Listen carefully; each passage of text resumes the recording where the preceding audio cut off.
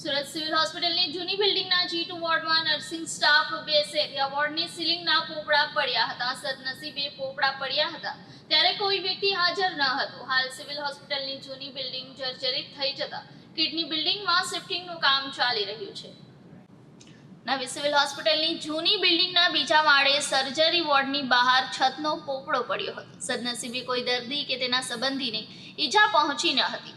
Civil તંત્ર આ જૂની બિલ્ડિંગમાંથી વોર્ડ શિફ્ટ કરવાની કામગીરી વહેલી તકે નહીં કરે તો કોઈ મોટી દુર્ઘટના સર્જાય તો નવાઈ નહીં. પ્રાપ્ત માહિતી અનુસાર દક્ષિણ ગુજરાતની સૌથી મોટી સુરત નવી સિવિલ હોસ્પિટલમાં દરરોજ હજારોની સંખ્યામાં દર્દીઓ સારવાર લેવા માટે આવી રહ્યા છે. નવી સિવિલ હોસ્પિટલ પરિસરમાં આવેલ જૂની બિલ્ડિંગ હાલ જર્જરિત અવસ્થામાં છે. નવી બિલ્ડિંગમાં ઘણા વોર્ડ શિફ્ટ કરી દેવામાં આવ્યા છે, પરંતુ જૂની બિલ્ડિંગમાં હાલ પણ અલગ અલગ ઓપીડી તથા વોર્ડ અને ઓપરેશન રૂમ ચાલુ છે. સાથે જ વહીવટ વિભાગ પણ જૂની બિલ્ડિંગમાં આવેલો છે. જર્જરિત જૂની બિલ્ડિંગમાં અવારનવાર છતના પોપડા પડવાની ઘટના બનતી રહે છે.